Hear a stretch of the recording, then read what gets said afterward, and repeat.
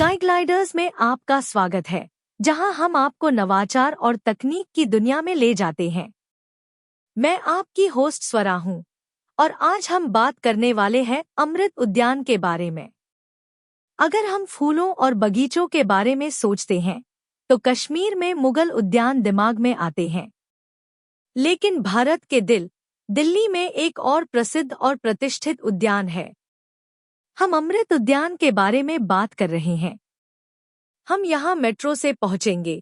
सबसे पहले आनंद विहार मेट्रो लें, राजीव चौक पर येलो लाइन के लिए मेट्रो बदलें और आखिरी मेट्रो स्टेशन सेंट्रल स्ट्रीट है। अमृत उद्यान के लिए ऑटो लें। इसका किराया लगभग 50 रुपये होगा।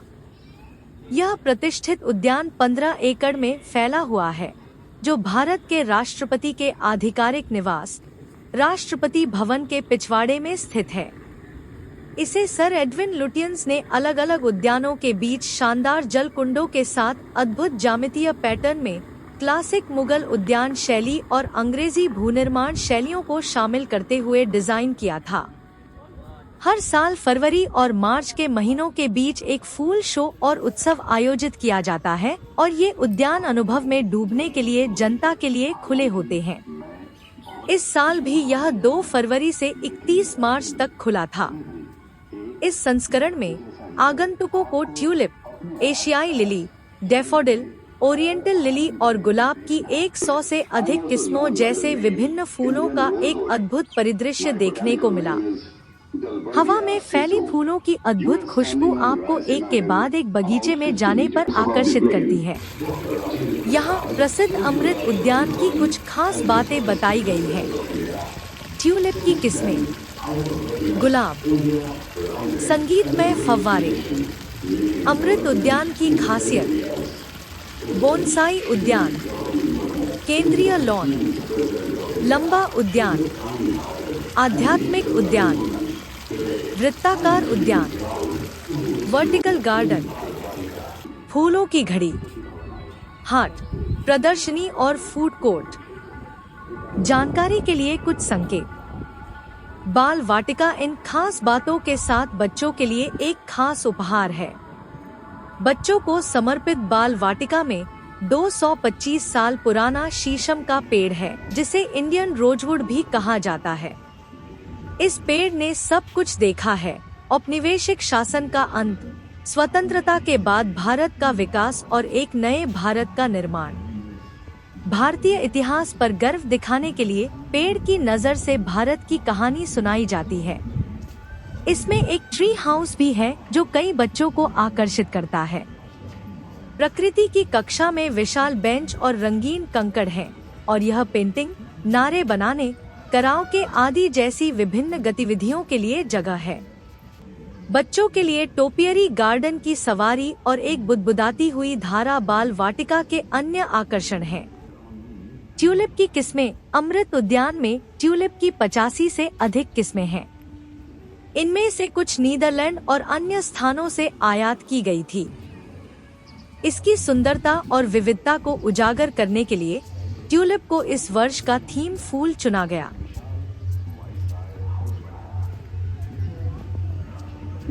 – 2024 गुलाब राष्ट्रपति उद्यान में गुलाब की 159 से अधिक किस्में हैं।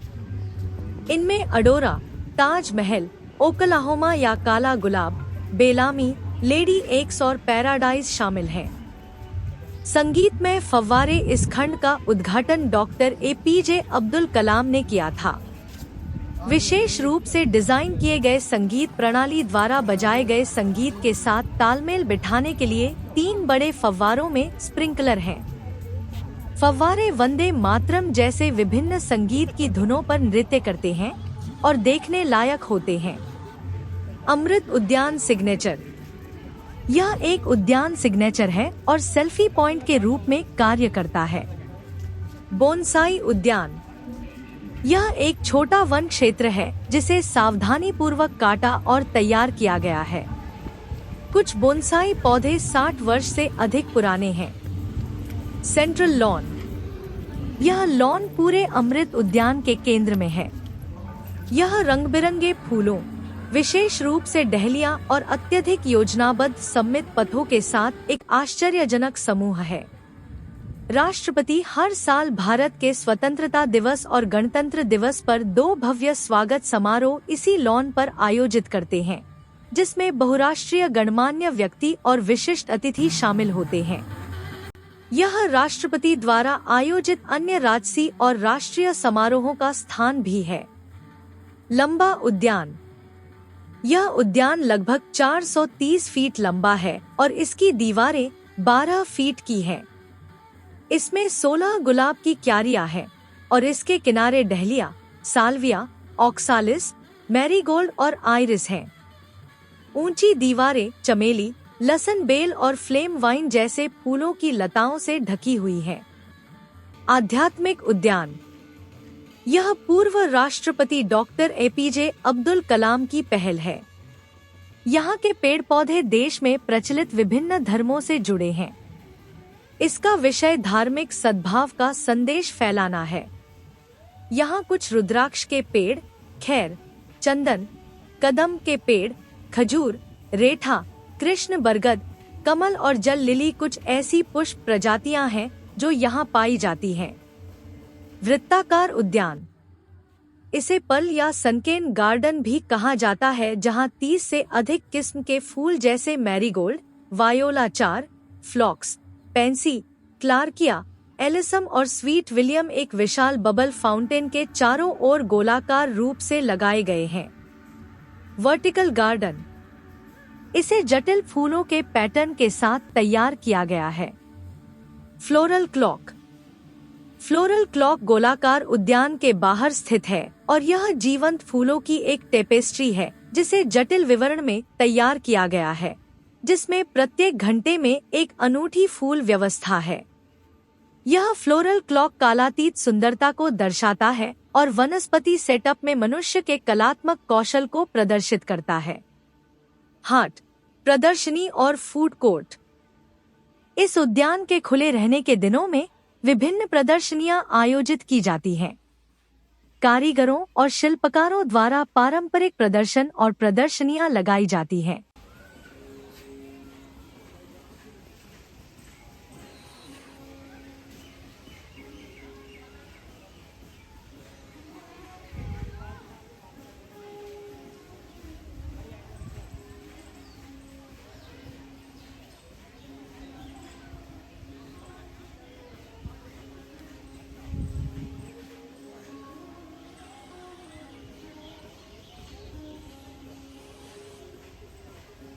उद्यान उत्सव 2024 राष्ट्रपति मुर्मू को भी श्रद्धांजलि है, जो भारत में सर्वोच्च पद संभालने वाली पहली आदिवासी महिला है।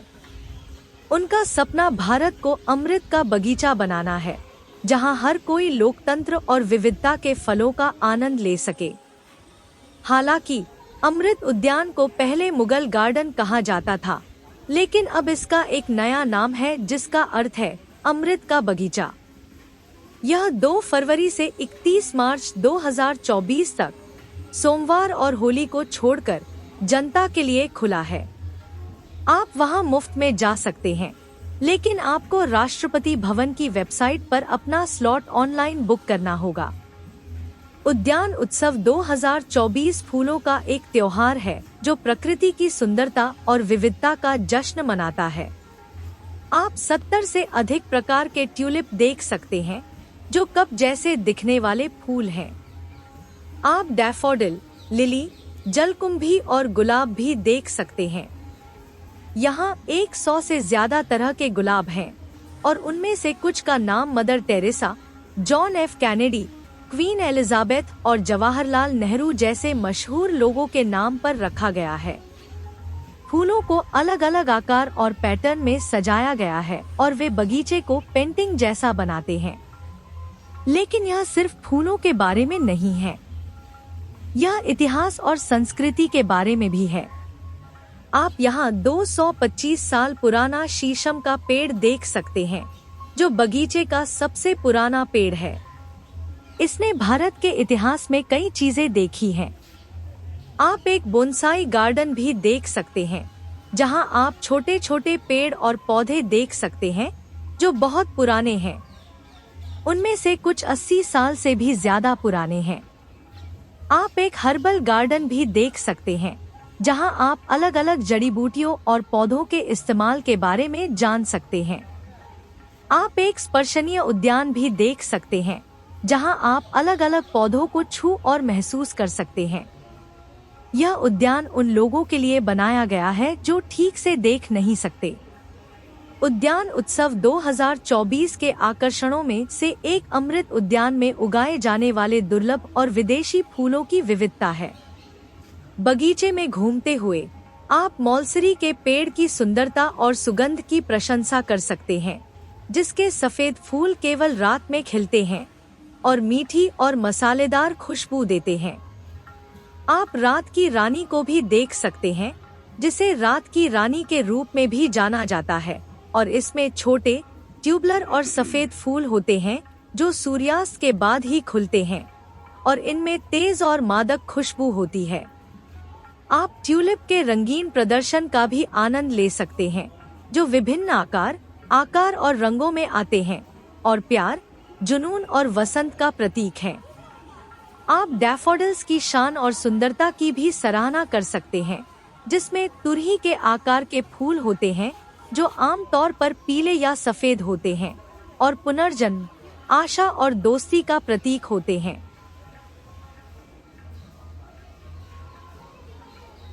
कहा जाता है कि मुगलों को बागों से बहुत लगाव था। बाबरनामा में बाबर ने घोषणा की है कि फारसी चार बाग रूप शाब्दिक रूप से चार बाग उनका पसंदीदा प्रकार है। चार बाग संरचना को जन्नत का प्रतीक बनाने के लिए डिजाइन किया गया था, एक सांसारिक स्वप्नलोक जिसमें लोग प्रकृति के सभी अन्य पहलुओं के साथ पूर्ण सामंजस्य में रहते हैं। ये बाग उन क्षेत्रों में फैले हुए हैं जो कभी मुगलों के नियंत्रण में थे और उनके आयताकार डिजाइनों से अलग हैं, जिन्हें चार बराबर टुकड़ों में विभाजित किया गया है। इन सभी का निर्माण इसी तरीके से किया गया है जिससे उन्हें मुगल गार्डन नाम मिला, जिसमें दिल्ली में हुमायूं के मकबरे और श्रीनगर में निशात बाग शामिल हैं। बाग के विभिन्न चतुर्भुजों को चिह्नित करने के लिए धाराओं का उपयोग उनकी विशिष्ट विशेषताओं में से एक है। ये न केवल बाग की वनस्पतियों को बनाए रखने के लिए आवश्यक थे, बल्कि वे इसके आकर्षण का एक महत्वपूर्ण घटक भी थे। फव्वारे अक्सर जीवन चक्र के प्रतीक के रूप में बनाए जाते थे। कैसे पहुँचे? इस उद्यान में प्रवेश निःशुल्क है, लेकिन आपको पहले से ऑनलाइन बुकिंग करानी होगी। वॉक इन करने वालों को स्वयं सेवा कियोस्क से प्रवेश पास प्राप्त करना होगा।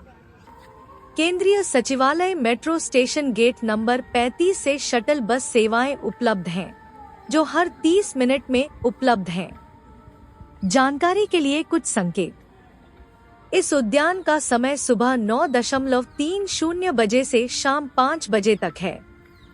उद्यान क्षेत्र के अंदर आपके कीमती सामान रखने और आराम करने के लिए सुरक्षा ताले हैं।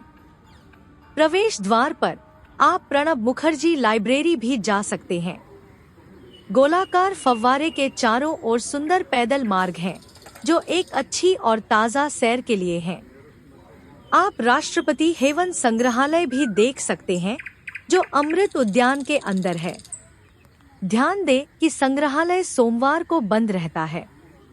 उद्यान उत्सव के कुछ दिन दिव्यांग, दृष्टिबाधित व्यक्तियों, रक्षा कर्मियों, अर्धसैनिक बलों, पुलिस, महिलाओं, आदिवासी महिला स्वयं सहायता समूहों और अनाथालयों के लिए आरक्षित है। अमृत उद्यान परिवार के साथ घूमने के लिए एक बेहतरीन जगह है। वनस्पति शास्त्री और पौधा प्रेमी भी इस अवसर का लाभ उठाकर देश के सबसे प्रतिष्ठित कार्यालय में रखे गए विविध प्रकार के फूलों और वृक्षों की प्रशंसा कर सकते हैं।